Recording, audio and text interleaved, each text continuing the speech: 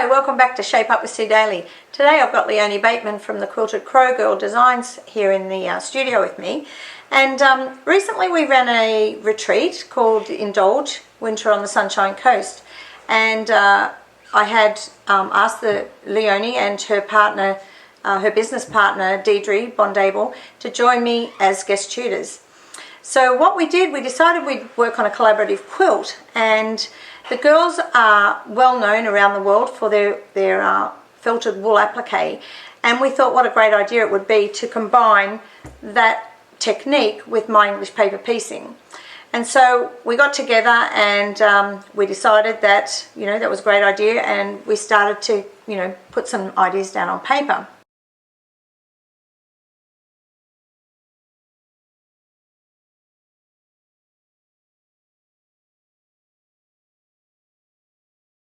So I started with the middle of the quilt. I started just setting the platform, getting the platform ready, and so that then once I got my bit together, then I could send it down to Tasmania, all the way to Tasmania, for the girls to add their little bit. So I started with doing some fussy cutting on these corner blocks here, and I've used a 2-inch 6-pointed star in here and a 6-pointed star wedge. And I've done some fussy cutting in the middle. So the 4 blocks on each corner in the middle here are all the same, but I've cut on a different pattern repeat. And I've used the range of fabric Twig and Grace, which was my second range that I designed. And there was one particular piece of fabric in there that came in 3 colorways that I designed specifically for fussy cutting. So that's why I've used it in this particular quilt. As you can see, I decided I'd put the brown and cream spot in there, so that was my zinger fabric. And then I put all that together and I sent it down with all the blank pieces in there for Leonie and Deirdre to do their magic. So, welcome Leonie. Hi. And what I want to do is talk to you just quickly, I don't want you to give away all your secrets, but I just want to talk to you a little bit about the quilt and ask you a couple of things. Mm-hmm. So why is it that what's the difference between felt and felted wool? Everybody calls it felt. I know, but everyone tends to call it felt. You're right.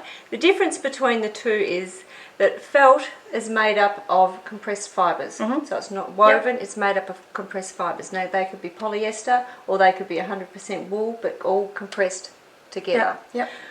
Felted woven wool, on the other hand, is a woven fabric, just like a cotton fabric, so it's woven.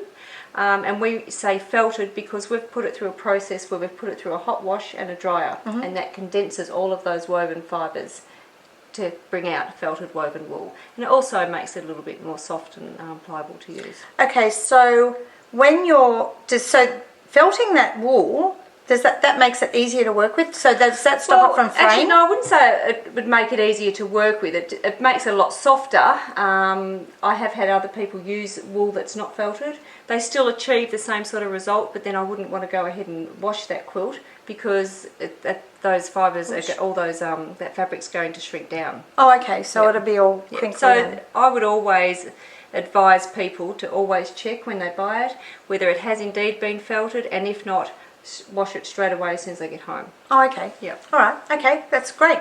So now we've cleared that up because everybody calls it felt, and I know it's not felt.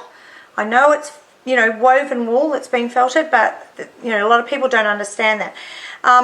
I feel right at the minute that this technique is right on the cusp, particularly here in Australia, of just going berserk. Yep. I can see a little bit of it around. I know you and Deirdre have been working with it for a long, long time, and you've become specialists in Australia, and you've also across the world, like particularly in America, and you had a best-selling book on it. Yes, we do. And I know that you have another one in the pipeline, and everyone's looking forward to that because the first one was so good. Well, it was a bestseller. It had to be good. So, I know that you're specialists in this area, and I know that you have an unusual approach to it. I'm not going to get you to give away any of your secrets right here today, but I noticed also that what you do is that you do a bit of reverse applique, and I love applique, and I do normal traditional needle turn applique, and I love to do reverse applique. People shy away from it a little bit because it's the word reverse, I think, that's a frightening thing. Scares people away. Yeah, and it's actually I feel that reverse applique is easier for me than on-laid applique, but I think it'd be just the same when you're working with wool. So you've actually got cutouts in this centre flower here and these ones here, and it looks to me like you've put some fabric in behind there. Yeah. Is that right? So we trace these shapes out onto freezer paper, and including these cutout areas.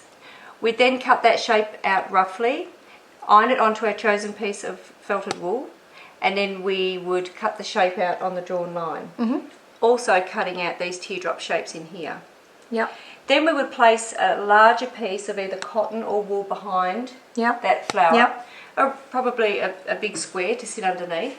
And we would glue and staple that together and then stitch with a blanket stitch on the inside edge of each of those cutouts. Oh, okay. So that woolen flower then sits on top of that cotton. Yep. Then we would gently peel away the back of the cotton and trim it back so you don't see any fabric. Oh, okay, so it sits in behind. underneath here. Okay. Yeah. Oh, that's neat. I really like that idea. It's really cool.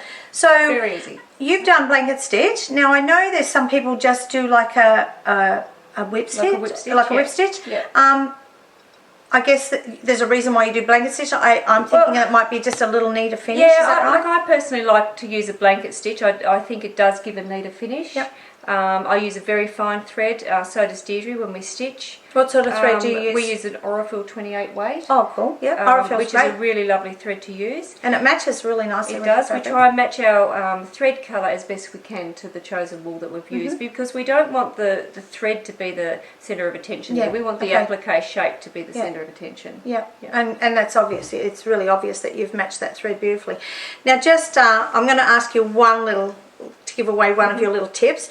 I can see you've got all these, they look like bias strips here. Have you had to cut all those out that shape, or have you had to cut the wool on the bias, or what did you do? Like, how did you just... Well, are they straight or bias? The wool is very pliable. We cut all of our stems with a rotary cutter, and we just cut them straight across the width of the wool. Oh, so they're bendy. They just will bend fit really nicely into shape, and as I said before, we apply a little bit of glue to the back, and just following a design sheet underneath, we will just finger press that into shape, and it would all just fall nicely. Yeah, it sits really flat. Yep, no need to cut it on the bias really at all. Flat. It's just gorgeous. Yep.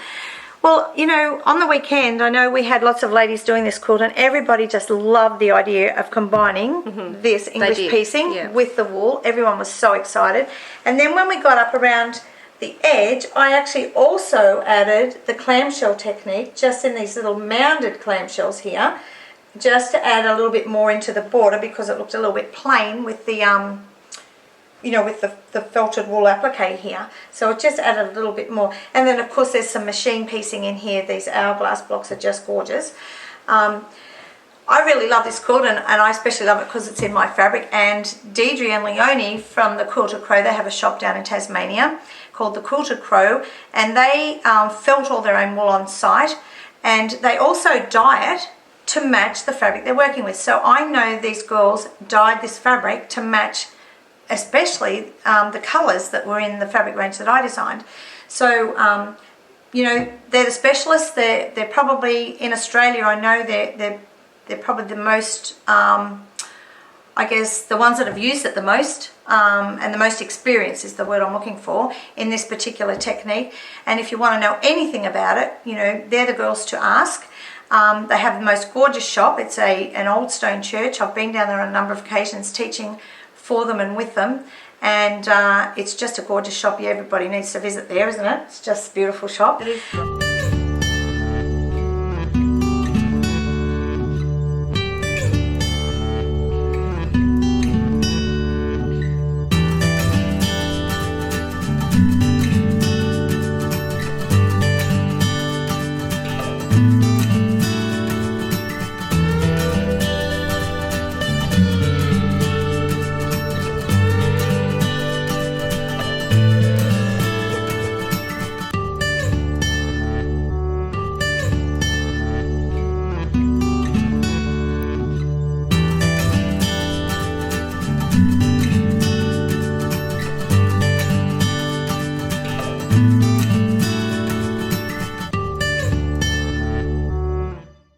So we're going to give you a link to their website, and if you need any, you know, wool, or they've got the most gorgeous patterns. They have a huge range of patterns. You can have a look on their website and take a look around. Make sure you get a coffee and sit down and relax with it. Just want to say thanks, Leonie, for joining me today. It's been wonderful having you here. And I hope you come back again. I mean, I'd really like to, you know, do something a little bit more. Maybe we can give away a few more secrets. But today, that's all we're going to leave you with. And I hope that, you know, that you in turn look at combining lots of different techniques, because just because it's English piece doesn't mean it's just an English piece quilt. Look, you know, at putting different things with it, like the felted woven wool, and you can come up with a beautiful design. So you've been watching Shape Up with Sue Daley again, and we've had a great day today, and I'll be back with you again next week. I'm heading off to Vegas shortly to be teaching over there at Fabric Fest with Riley Blake, so I'm going to have lots of things to come back with you, to share with you, and so stay tuned. There's lots of stuff on the horizon. See ya.